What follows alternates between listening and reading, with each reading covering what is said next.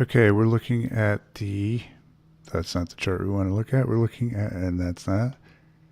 Okay, we're looking at the chart for the Cancer new moon on June 23rd, 2017. And want to show you how to use your ephemeris to look at aspects that might not be happening yet, but they may be happening in the near future. So as we kind of glance through this, we see there's an opposition line here. It's coming from one of these planets, right? So it's probably Mars. So Mars is actually within orb of an opposition to Pluto. It's about 5 3/4 degrees from exactly where Pluto is across the zodiac. So exactly 180 degrees from Pluto's position. So we want to find out, when is Mars going to actually get to the point that's exactly opposite? When is this opposition going to complete? So what we're going to do is we're going to go to our 2017 Ephemeris, which is graciously provided by the wonderful people at astro.com. We're going to scroll down to the month of June 2017.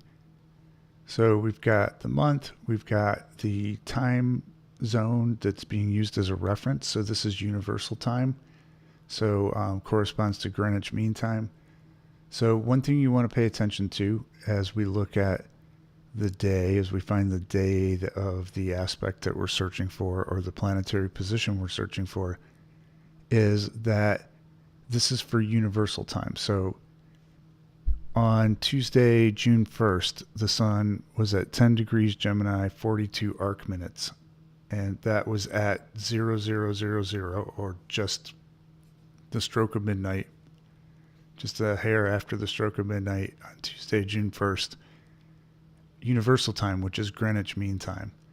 So in daylight savings time period, if you're on the East Coast in the USA, you're going to count back 5 hours, and you can always want to factor this in, that the sun was actually at this position on Tuesday, June 1st, as shown in the ephemeris.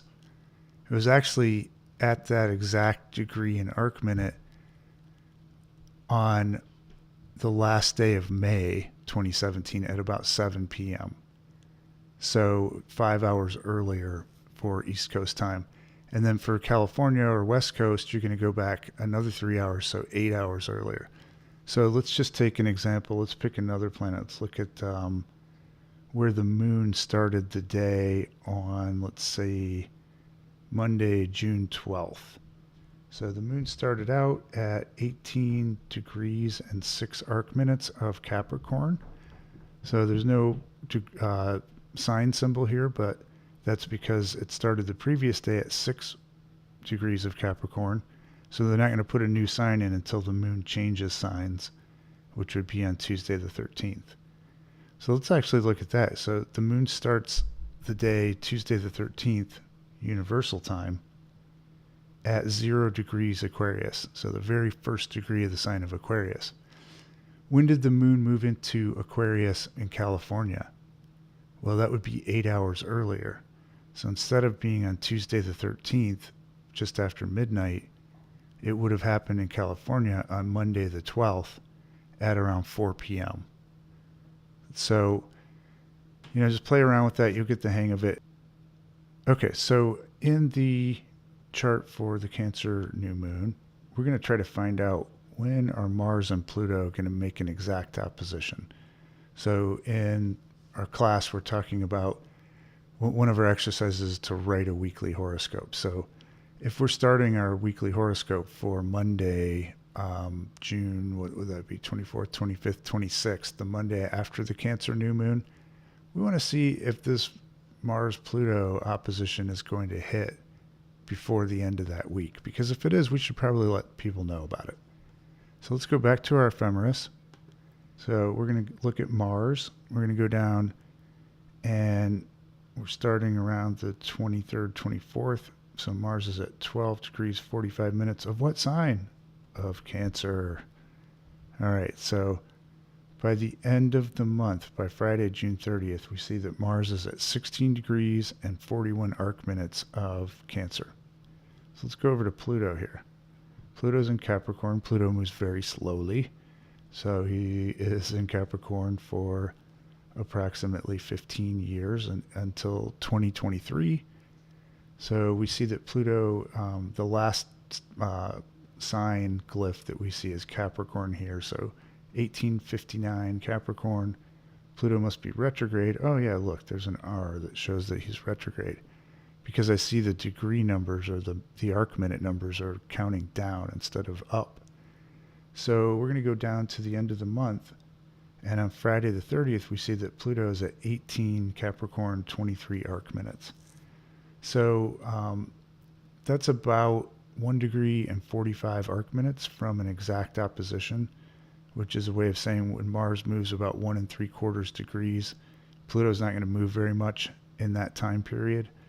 So then they're going to be exactly opposite. And let's just go down to July and see when that's going to be a direct hit. So we know Mars will probably have to make it into the 18 degree range here. And look at this. On Monday, July 3rd, Mars is at 18 degrees Cancer 38. Pluto's at 18 degrees Capricorn 18. So Mars is already past the exact conjunction at 0 degrees universal time. So Mars starts today, Sunday, July 2nd, universal time at just shy of 18 degrees.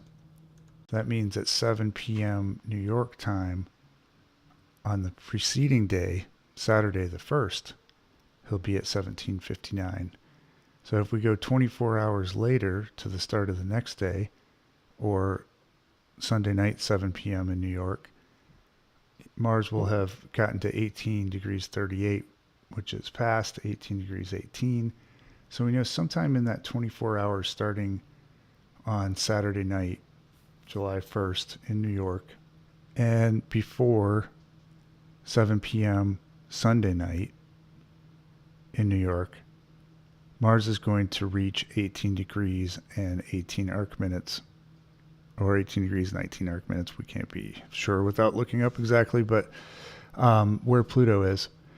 So what that does tell us, though, is that aspect will be culminating right at the end of this week, at the start of next week. So if we're writing a horoscope for the week of Monday, June 26th through Sunday, July 2nd, we definitely want to include that aspect, that opposition between Pluto and Mars, because it is going to be exact before the end of Sunday, July 2nd. And definitely people are going to feel that building up, through the second half of the week.